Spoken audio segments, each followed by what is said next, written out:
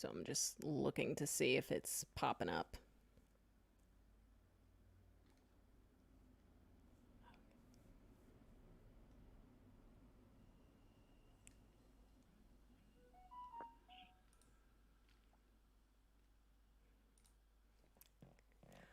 Hi, and good morning. My name is Amber, and I am a business and technology librarian at the Boston Public Library. And today I have with me Elliott Laffer from SCORE. So let's go over our agenda for today, and I'll introduce Elliott, and we'll have a nice chat. So I'm going to pull up the agenda for today. Last week we had Derek Lumpkins from Revix talking about resources that Revix Labs has for small businesses. And this week we have Elliott from SCORE, and SCORE is one of KBL's oldest partners.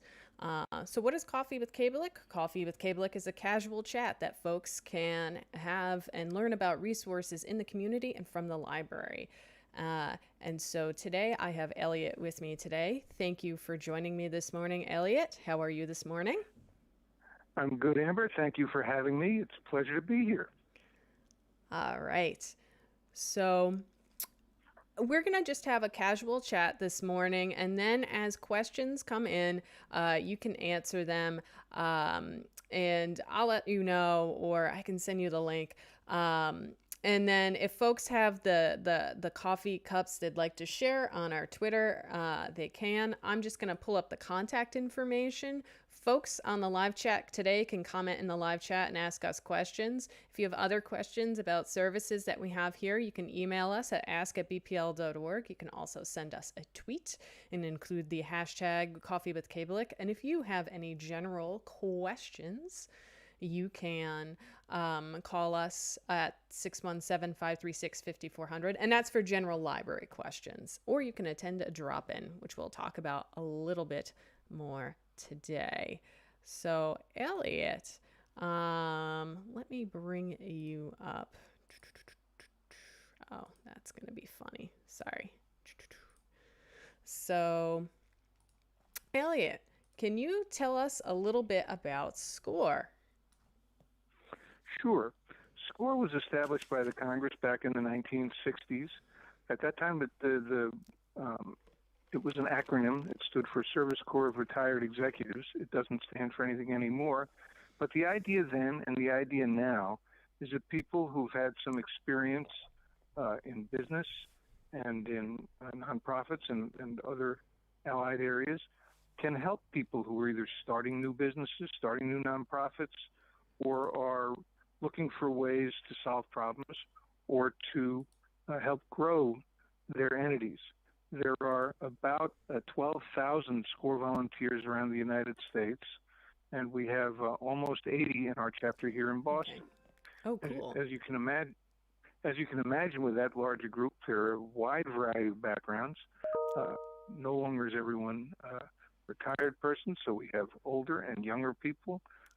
We have different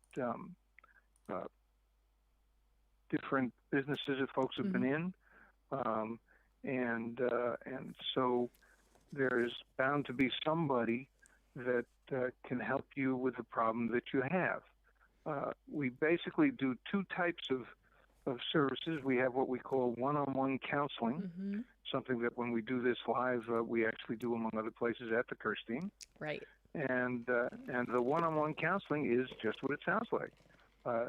You connect with a SCORE counselor, and you talk about the issues that you have, and that counselor can help you with them.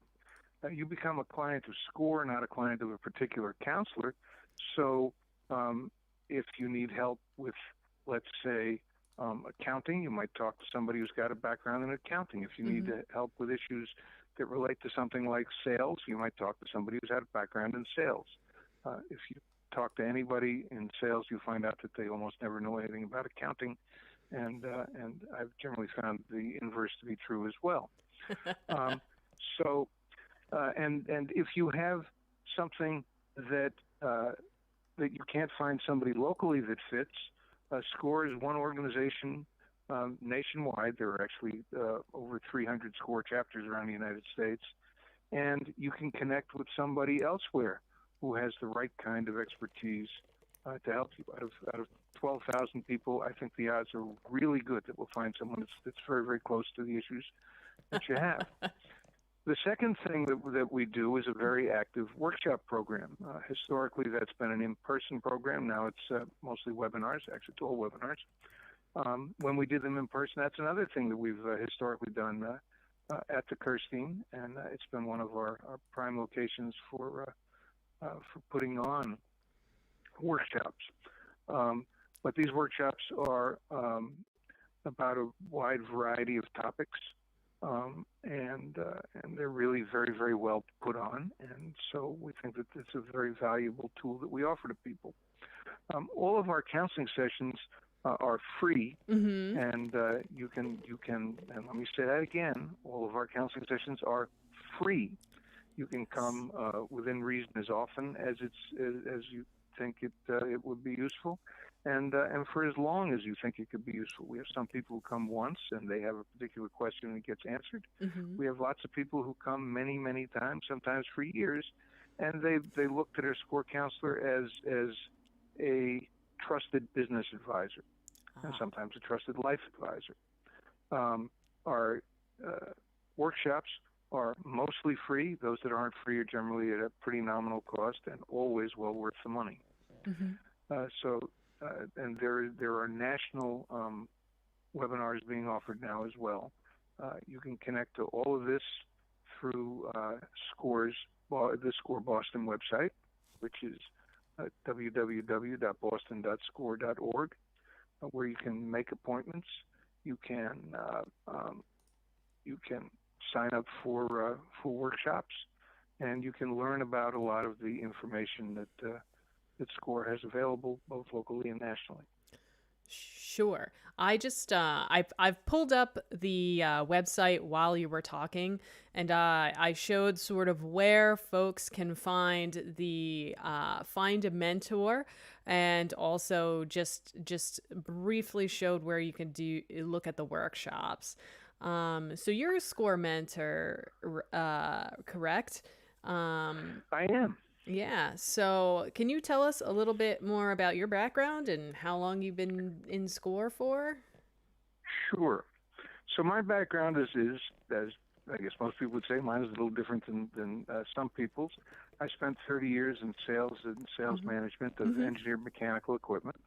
I spent 10 years as the first executive director of a City of Boston Mm-hmm. related nonprofit organization, and I have spent, because I'm still doing it, over 40 years as an officer or director at the largest neighborhood association in the City of Boston, which is a 501c3 nonprofit. So I've spent a lot of time around government, I spent a lot of time around nonprofits, and I spent a lot of time around selling, and those attributes can all come together and help people who have particular sets of questions. Mm-hmm. But I'm in that group of salespeople that you shouldn't ask accounting questions of. And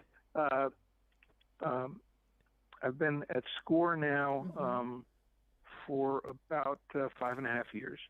Nice. And which seems amazing to me that time goes flying by so rapidly. Yeah. And I've had the opportunity to work with quite a number of people in a variety of situations. I get to talk to a lot of nonprofit people. Oh, okay. When we're counseling live, I counsel in 3 locations. Mm-hmm. Our main office, which is in the Tip O'Neill Federal Building downtown, at the Kirstein, and also at the Roxbury Innovation Center, which is in the Bowling Municipal Building in Nubian Square. Right. So, and I get somewhat different group of people in each of those locations. Oh, that's awesome. Now, you mentioned nonprofits, so you counsel on nonprofits. Is there any industries that SCORE in particular doesn't handle, or are there any regulatory issues that someone might come up against? There's only one industry that we're not allowed to handle, and it's because we're associated. I should have said this when I was going through the introduction of SCORE. Mm-hmm. We are associated with the Small Business Administration, which provides a substantial portion of SCORE's funding, Mm-hmm. and because of that, we can't deal with any industry that's related to cannabis, which is, while it's legal in Massachusetts, is still not legal under federal law. I see. Other than that, we can talk to anybody that's in a legal industry. That means we don't usually counsel bank robbers either. But any industry, any issue, Mm-hmm. we're eager to help. And as I think I said, you can switch between SCORE counselors. All of the counseling within SCORE is confidential within SCORE, so the information doesn't go out. But we keep a record of it, so if you switch from one counselor to another, you don't have to start all over again. Nice. So that's helpful, and it gives folks some continuity as they're going. Someone's asking, is there an application process to join? Yes, there is. Oh. We don't let just anybody, and that sounds facetious, but it's real. We don't let just anybody be a SCORE counselor. You have to go through, first of all, an interview process. Then we have an onboarding process that makes you more of, exposes you to more of how we operate. The chapter leadership actually votes on whether or not to accept you as a SCORE counselor. Oh, wow. We have actually multiple categories that you can take part in SCORE on. Mm-hmm. The sort of traditional category is the mentor, who does just what I said and helps people one-on-one. Mm-hmm. We also have a category that we call subject matter experts. Oh. These are people who don't perhaps have as much time to mentor regularly, Okay. but have a deep knowledge of something that's pretty special. We have, for example, subject matter experts here in Boston that are involved in intellectual property law. We have, I'm trying to think of some others. We have some people with technical backgrounds, and Mm-hmm. so the primary mentor will reach out to those folks and say, "Hey, and I've done this. I had somebody who needed to talk about patents and copyrights, and so I went to our subject matter expert and said, 'Can you come counsel with me?' And we sat down. Actually, we've done it a couple times in the Kirstein, and talked through the issues that the person had, and the expert, because he's been doing this for decades, can bring that special background to bear. Third category are people who join but simply want to present at workshops. Okay. And so they're a workshop presenter category. And We've taken advantage of that. Well, no, we've mostly the overall mentors can do everything. That's Yep. the kind of rule that's there. And historically, that's what we had. We didn't break it down, and that kind of limited people Mm-hmm. because folks who didn't have as much time said, "Well, I can't give you as much time as you want," and we would lose that interest and that expertise. And this is nationally. This isn't just in Boston. Fourth category is folks who want to help behind the scenes. They're volunteers.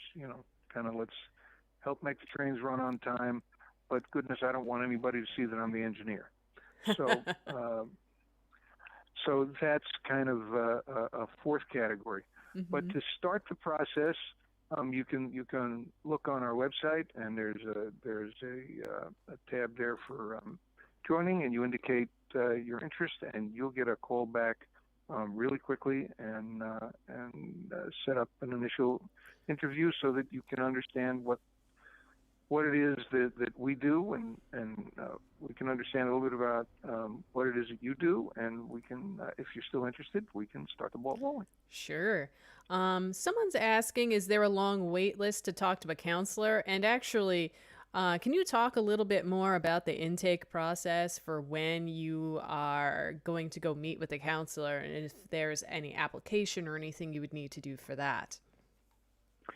So, the answer to the essential question that the person asked is, I suspect if you signed up this morning, you might have trouble getting to talk to somebody this afternoon, but I'm not sure of that. But I'm sure you could talk to somebody this week. Oh, wow. Might not be the right somebody. You know, if you've got a specialty question, that becomes more complicated. It's actually, in a way, a little easier right now because since everybody is remote, you know, normally we have some people in Boston and some people in multiple locations. And if you said, gee, I want to see somebody in Lexington, and we only have somebody in Lexington once a week, that might delay that. But, you know, your telephone or your Zoom connection is right there. And so there are people who are ready, waiting, and assigned to see folks. If you want to make an appointment, you can do that either on the website, as you showed on when you pull the screen up. And if you go into that, you can look at the qualifications, the backgrounds of the different folks that are available. You can see when they have appointments available, and you can make an appointment directly yourself. If you would rather talk with someone and work your way through getting an appointment, you can call our office number, which is 617-565-5591, 617-565-5591, and there is somebody answering the phone every weekday, pretty much between 10 and 3. Usually they'll take lunchtime off. Nice. But now that everybody's working at home, it's hard to know exactly when who's picking up what. Makes sense. But similarly, that person would then talk with you about, well, what are you looking for, and how can we best help? You can also sign up through the score.org, www.score.org national website, where you indicate there's a form that you fill out and say, this is what I'm looking for, and they kick that out to the appropriate local chapter, and then you'll get a phone call from the chapter, or sometimes an email or a text if we can't get you on the phone, saying, here we are, we see that you would like to talk to a mentor. How do we help? And so all those work. The only, you said, is there an application? No, there is a little data sheet that we send out that asks for some, name, address, some how did you find us, and a little bit of demographic data, just so that we can keep track of who it is we're talking to. Sure. And everything's confidential, right? Everything is confidential. It is that information does not go out. It's completely within our system. Okay. So I have a question. It says, is it only free for library users? I thought the library was closed. Well, the library is actually open for pickup, and we are behind the scenes answering reference questions, but I'll let Elliott sort of talk about SCORE. SCORE is not affiliated with the library. As I said, we've loved the Curse team. We've partnered with it for a long time. We've counseled there. It's one of our favorite places to counsel, and we put on workshops there. But we are not otherwise connected with. All counseling at SCORE is free. That's by law. We are not allowed to charge. The workshops, as I said, sometimes can have a nominal charge to them, but the counseling is forever and always, by definition, free. Nice. So that's awesome. So I'm trying to see any more in the chat.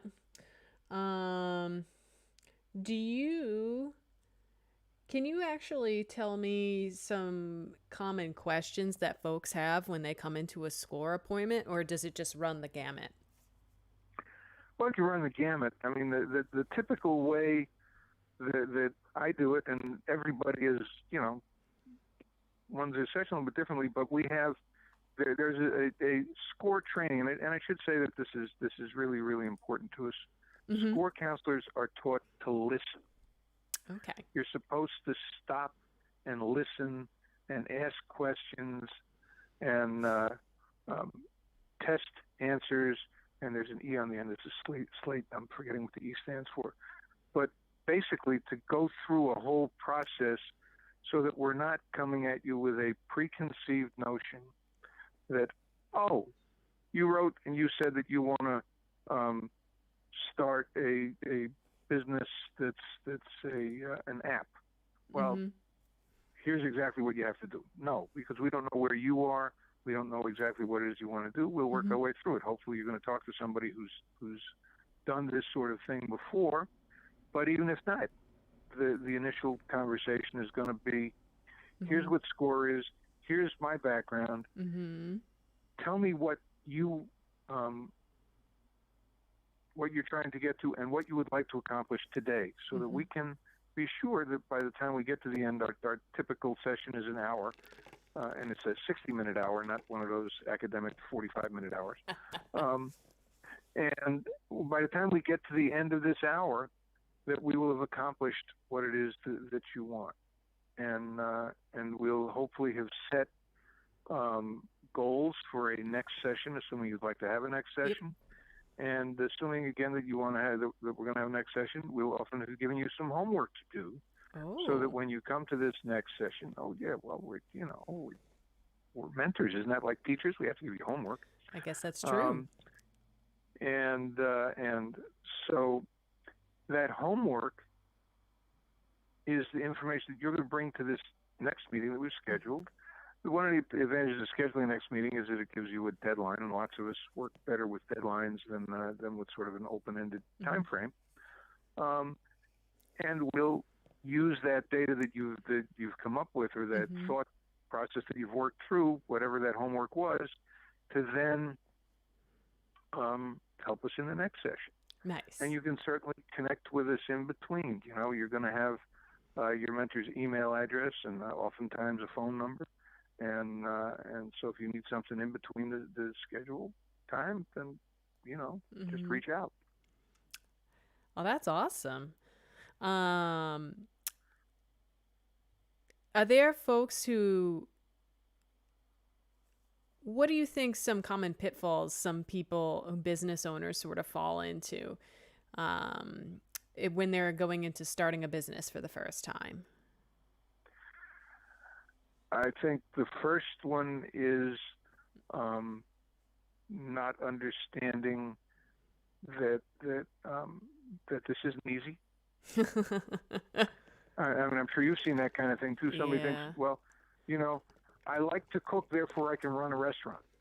Mm. That is one of the most common, um, pitfalls. Not understanding that running a restaurant is more complicated than running the kitchen, which is more complicated than running your kitchen. I don't know Mm. where I'm going to get financing. Actually, I Yeah. haven't thought about how much financing I need. In Mm-hmm. fact, I haven't thought about that at all. And so a lot of times, ultimately what you're going to need, and this sounds intimidating, and we try to step back and make it not be intimidating, you need Okay. some kind of a business plan. And you've probably heard that term. Oh, yes. A lot of times if you're going to look for financing, you're particularly going to need a business plan, because the Yeah. person who's going to provide you financing wants to see that you have some idea what you're going to do with it, so that either if it's a loan, the person will be paid back, Mm-hmm. or if it's an investment, that the person has a likelihood that there's going to be a return. Right. But what is a business plan really? When you think about it, it's sort of a narrative that says, this is where I am, this is where I hope to get to, these Mm-hmm. are my strengths, these are my weaknesses, this is who I see as customers, or clients, depending on what kind of business Of you course. have. I always had customers, um, and this is how I hope to get from point A to point B. And the second piece of that is the financial piece. This is the cost it's going to take to get started. Let's say I want to open a store. Well, then I have to Mm-hmm. pay rent up front. I need to get inventory. I need to hire people. I need to spend all that money, do renovations, whatever, before a nickel comes in the door, because that's all part of opening. And so that's Right. upfront cost. And then I've got continuing costs, and those can be fixed costs like rent, or variable costs like inventory that I'm going to have more or less of depending on how much I'm selling. So understanding all of that, understanding that that in the very sophisticated term that I use, which is that the gazintas have to exceed the gazautas, so that you're actually adding money, not subtracting money. And one thing that a lot of people forget when they set up this whole financial thing, which is to put in the money to pay yourself. You know, Oh, if you yeah. worked out this whole thing and you said, well, look at this, I have a profit of $10,000 a year. Is that good? And I said, and did you pay yourself? So you can live on that $10,000 a year, right? Probably not. Probably not. You know, that's what I earned when I got out of college, but that was 50 years ago. Oh, wow. And it bought more then. I can imagine. So actually, we have another question. I don't know what kind of business this person has, but she's asking, will they help me organize? I have stuff everywhere. I don't know what I'm supposed to save or not. So I don't know if this is a current business owner. Oh, okay. Should we? Well, let me qualify that. We will help tell you how to organize. Sounds the good. Organizing is your job. The doing is your job. The advising is our job. Mm-hmm. Similarly, you know, if you talk to somebody in SCORE about legal issues, one, they won't be your lawyer, even if they're lawyers. They're acting as counselors, not lawyers. So they're not going to lawyer for you, but they'll tell you, what do you have to look at? What do you have to think about? You know, what are things that you might need to be concerned about? Mm-hmm. An accountant type might tell you, these are records that you need to keep, and this is stuff that you can, you know, shred. It is certainly not uncommon for people, especially if they're older folks. I can say this as an older folk. Older folks who have tended to accumulate things in shoeboxes or other places where they stick paper because they think that paper is the best way to keep records. He says, staring at paper in his office. But that's a very common kind of a question. Mm-hmm. We will help work with you to figure out the best way to point you in the right direction to where you want to get. That's our job. Nice. That's actually really helpful. That's good to know. You mentioned old people or older folks. Do you help anyone under 18? I'm just curious if there was any teen entrepreneurs. Can they get guidance from a SCORE mentor? I have talked to high school kids. Okay. More in the context of the school was trying to set up a program, and I was there with a number of different. They were, you know, I don't know, they were juniors, seniors, maybe even younger than that, working on a project that was kind of like a junior achievement thing, but it wasn't that particular group. I'm not sure. We probably talked to some teenagers somewhere along the line. And the oldest client that I know of one of our counselors talking to in the last few years was 102, I think, or maybe 103. Wow. So the range gets pretty wide. You know, now there aren't a lot of people at 103 starting businesses, but you know, we will talk to people who are entitled to do so. I mean, if you weren't entitled to do something because it violates the law, then we don't talk to you. But other than that, sure. You know. So do you we help do folks? Ask you how old you are. Oh yeah. Go ahead. I was gonna say, do you help folks who have a Corey or criminal background as well? Sure. Oh. I have. Oh, I have nice. talked to people who have been formerly incarcerated, who now want to work straighten things out. I've talked to people who are I'm still working now with somebody who's formerly homeless. Oh, wow. who's got an idea to try and do something. Um, we will talk to people um, who are looking for help, and sometimes one of the things that we do is as you walk with somebody, we're going to try to be encouraging, Right. but we're also going to have you think. And sometimes, as you think through, you'll say, you know, this idea maybe doesn't play out so well. And I'll give Mm-hmm. you an example. I had a group actually come in, and they had an idea to provide a particular kind of a service, and there was a lot of cost associated with the service they were going to provide, Mm-hmm. and space that they needed, and some things like that. And then we went through and we said, so how much do you charge for the service, or do you plan to charge? They laid it out, and we laid out some numbers. And I said, so now you realize that you need to do 1,000 of these a month in order Mm-hmm. to make the numbers work. I think that was maybe a little high, but it was some very high number a month. Oh, wow. And they looked at it and they said, you can't do that. And I said, well, Mm. and they didn't come back after that. That's a positive from my. In one point of view, you would say, well, gee, it's a negative because we didn't help this person start a new business, but it's a Mm-hmm. positive because we didn't have this person sink his life savings into something that ultimately couldn't work Yeah, that's a good point. It's one of those and things where, oh, go ahead. couldn't work is really important. Yeah. Not that it's hard to make it work, that's different. Yeah. But sometimes, even that, you think through. That's the restaurant example. Well, Yep. recognize that, you're going to be working 70, 80 hours a week, at least early on. Yeah. I'm going to what? I don't, what? I don't, that's, my father was a small businessman and not a terribly successful small businessman. Mm-hmm. And one of the things that I did learn was that you have a second marriage when you're a small business person. Assuming you have one to a family. If you don't have one, then you have one marriage. Mm-hmm. You're married to that business. Oh.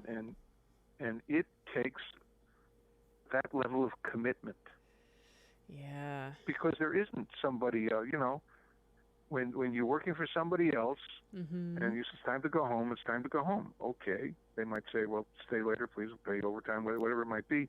But fundamentally, you've got a separation. But if it's your Mm-hmm. business and the business doesn't succeed, you don't succeed. And the people that are working for you don't have a job. I mean, it's a responsibility, and it's an important responsibility.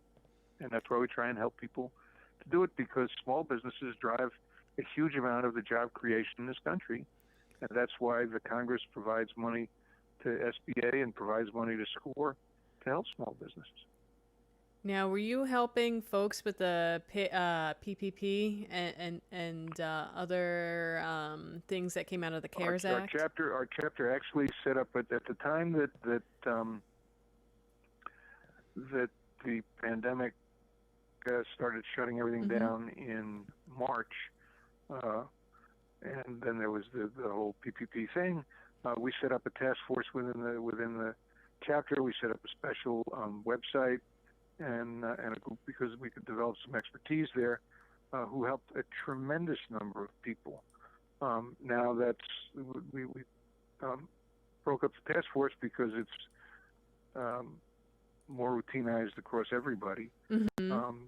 Our expertise is still there, but yeah, we've helped a lot of people with that. As we help people, who are trying to establish businesses. One of the things we talk about is what form should the business be? What forms do I have to fill out? How do I become an LLC? What do I have to do to become a nonprofit? Mm-hmm. Which in Massachusetts in particular has a very, very vibrant nonprofit Yes.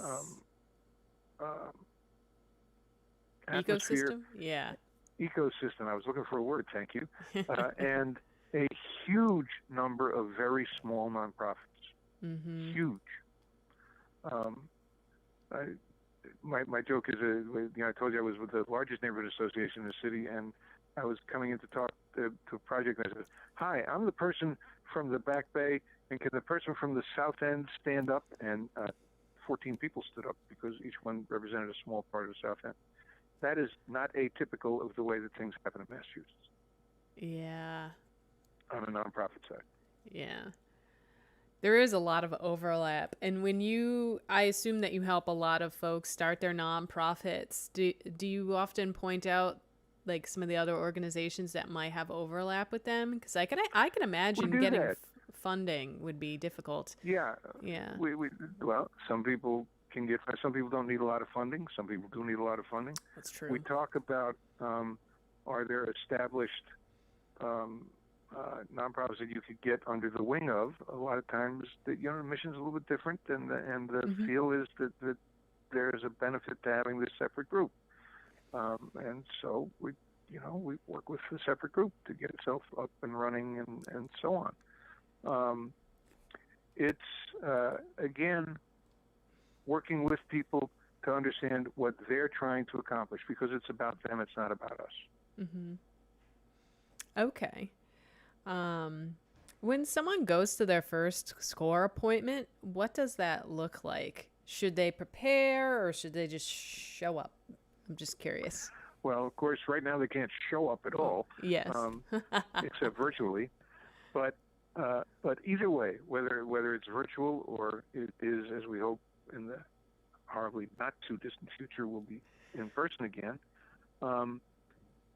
you should know what it is you want to accomplish. Right.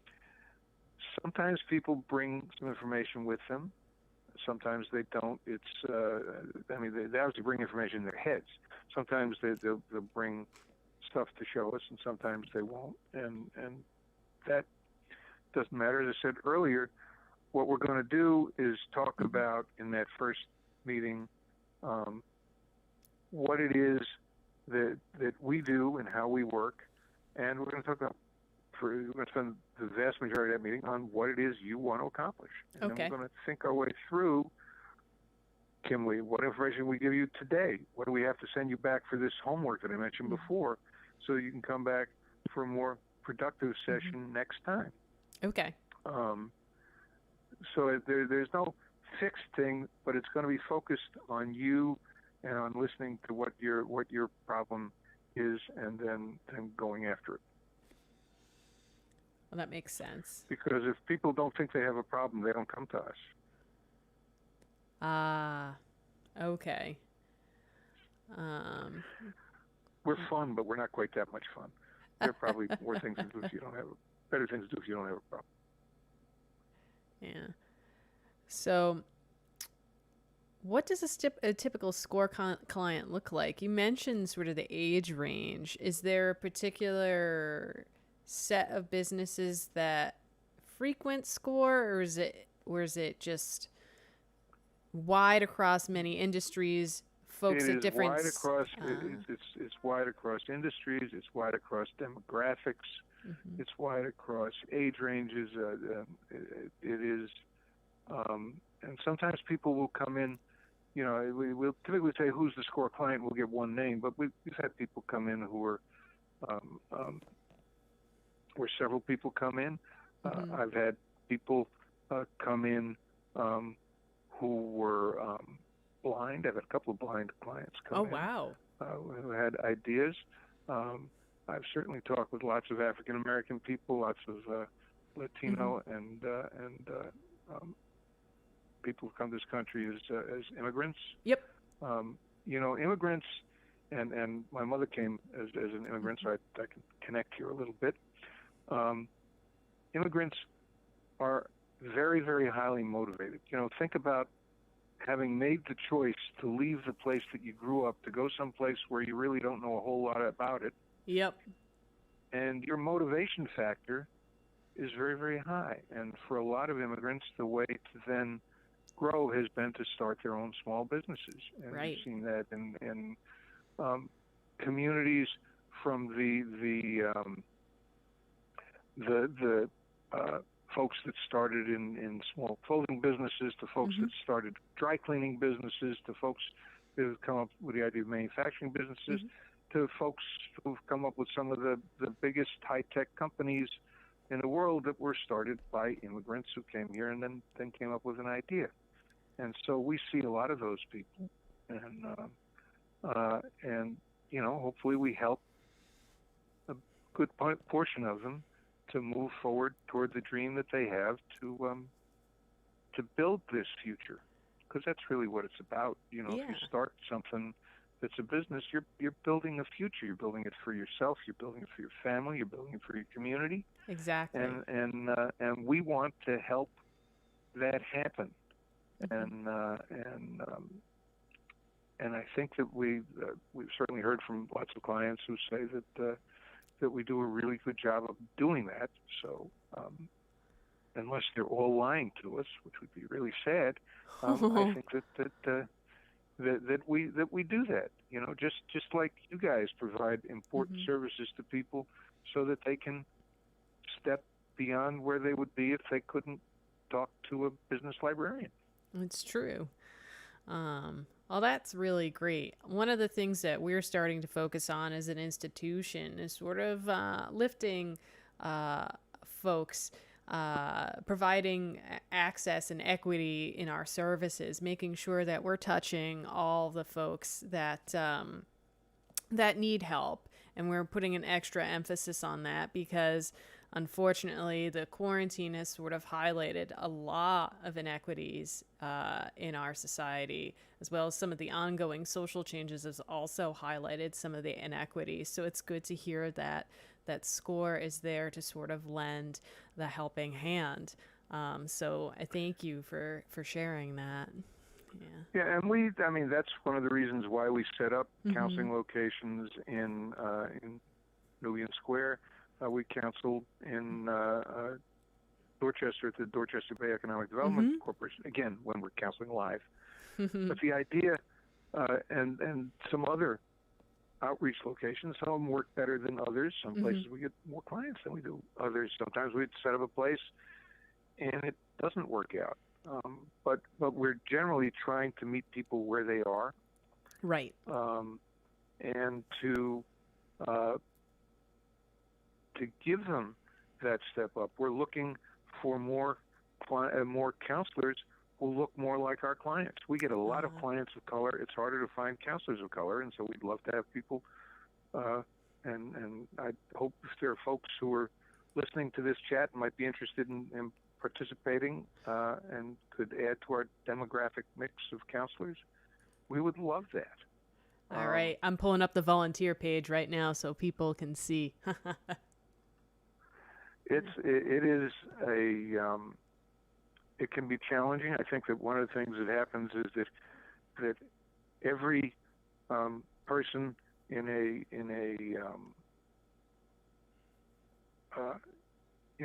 community that has struggled and then moved Hmm. forward, and that person has shown a degree of success. Everybody wants that person to be helping in their world. I Yep. think that's a common thing. I know that I make a joke again. I've done this community stuff for a long time, and my sort of internal joke with my wife is that there are 12 people in the world. That must be true because I keep meeting the same ones in all these circles, because they're the same people who say I want to help, Right. and we understand that challenge. I'm one of Hmm. those want to help guys, Hmm. and so we certainly are looking for people who want to help that way, and I hope that we can find more of them, Yeah. and we will. But it's challenging.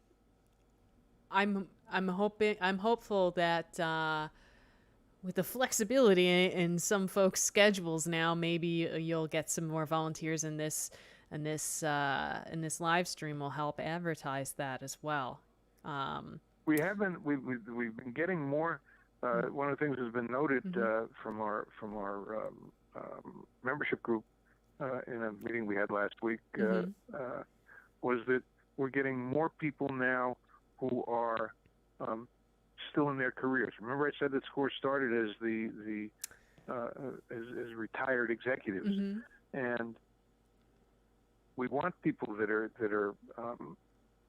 still working, people Right. who have current skills and are seeing the current challenges in the workplace. Mm-hmm. You get out and you're 5, 10 years out, and you say, "Well, I remember back when we all had to use hand cranks to start our cars, before they invented that electric starter thing. And golly, you remember when you didn't need a horse? I mean, time moves on, and skills sometimes get a little old. So we're looking for people that are active, and we're getting more of them. And I think that partially is because people's schedules look a little bit different than they did before March. Oh, that's cool to know. Let's see. So it is 10 of 11:30, and I'm just seeing like if there's any more questions. We had a couple of comments with a wow, and I think that was in regards with to the services and also the 102-year-old client as well. Yeah. So I'm trying to see if there's anything else. Oh, if someone wanted to sell a business, do you help them as well? Sell a business? Absolutely. Nice. Again, we're not going to do the negotiating for you. But we have we have counselors who have bought and sold businesses. Right. Who can talk about the process that they went through, the way that they developed a target price, if you will. One of the things that one of the questions that often comes up to somebody if they're talking about starting a business, or especially if they're more in a growth thing, is what do you want it to be? Where do you want to go? Do you want to build this business so you can sell it? Do you want to build this business so your kids will take it over? What do you think your exit from this business is going to look like? And now a person will look at you like you have four heads and say, I haven't even started it yet, and you want to know how I want to get out. But that can often get into how I structure it legally. What is do I want to be able to take in investors? Am I looking to be a big business? Some people are, after all, if you go back 25 years and those guys that had an idea for Google, they were a couple of young immigrant smart graduate students. Nice. And now they're gazillionaires. But their vision was something a lot bigger than the person who says, no, what I really wanted to do, what I've really always wanted to do was run a community bookstore. Not two community bookstores, not Barnes & Noble, not Amazon selling online. I want to run a community bookstore, right? Maybe with a little cafe attached. We can point to examples of those, and they're very nice, and they're solid, great additions to the community. And the people don't become multi-gazillionaires, but they satisfy their need and desire, because money isn't everything. It's true. And if you're working for money and you're not satisfied, you're not getting satisfaction, it can be very sad. Yeah. You work very hard, and you go home and you don't feel satisfaction out of what you did. Hopefully we can all, and especially for business owner, you need to take satisfaction out of what you're doing. That's going to make you better at what you're doing. Yep. And it's going to make your life better. And that's sort of the life coach side of what we do, and we do some of that too. Nice. Oh, so we have a comment. It's just someone saying, yeah, volunteering for SCORE sounds like a great service to the community. It is. It is a great service to the community, and it's a way to meet a great bunch of people, and especially when we can physically be together, which we haven't done in 6 months. But even when we're not physically together, we have every couple of months we have a group Zoom meeting which gets 40 or 50 people on it. Right. This week we're having a Zoom lunch. We can all look at each other eating sandwiches together. But the idea again is to interconnect and to maintain camaraderie among the group, and to share what we're doing and what we do, with clients. And one of the big helps that you have, it's sort of a a joke thing in a way, but it wasn't. Is that when we were meeting at Causeway Street, and we'd have multiple people counseling there the same day. An important part of that day was lunch, because you'd say, "Oh, I had this person who was trying to do this, and have you ever done anything like that?" And you learn. Ah, yep. We are all teaching each other, and we are all keeping fresh. It's Yeah. it's very important for all of us to reach out, to help, and to stretch, and we do that. That's true. I didn't know if you had any other comments about SCORE that you wanted to make before. I think that the comment that I would make is, if you think we could be helpful to you, please reach out. Don't step back and think we do not, under any circumstances, bite people's heads off. Figuratively speaking, we're not going to yell at you. We're not going to look at you, and if you come to us and you're older or younger, or you're African American, or your English isn't quite as good, or you otherwise have a physical or mental thing that you've got to deal with, we will adjust to that. We can't speak every language, unfortunately. We tried, right?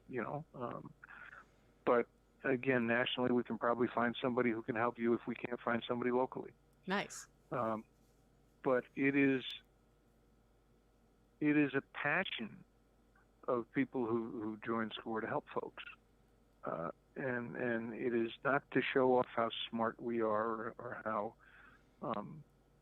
come be like me, because each of us is different. Right. But it's come be the best that you can be, and we're going to listen to you to understand what you think that best can be, and we're going to try and point out a path that you can follow, and we're going to hold your hand while you walk down that path. Aw. And at the end of it, we hope that you're going to smile at us and say thank you very, very much, and maybe a few years later, you'll say, let me be the person putting out that hand and helping somebody down the road. And if that all happens, we are all doing what we should all do, and what we're trying to do, and we're all going to wind up smiling. And that's what we want to do.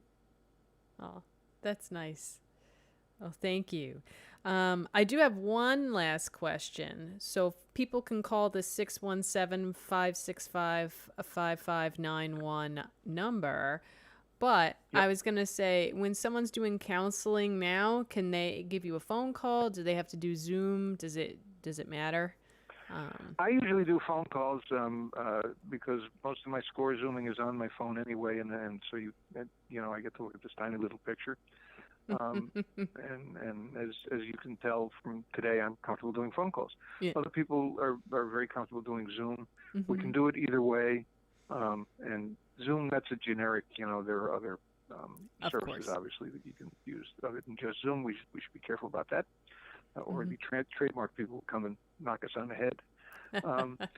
But yeah, we will try and find a way that works for you in terms of the way you're most comfortable proceeding, in terms of a time that works, and a counselor that's the right counselor for you. It's to make you succeed, because if you don't succeed, we've failed. We hate to fail. So we want you to succeed. Cool. Let's see. So I'm just going to pull up a slide here just to talk a little bit about some of the other resources that we have at Kirstein and that folks can take advantage of. They can email us, and I put the link up on the screen for SCORE to find a mentor. We really do recommend the service.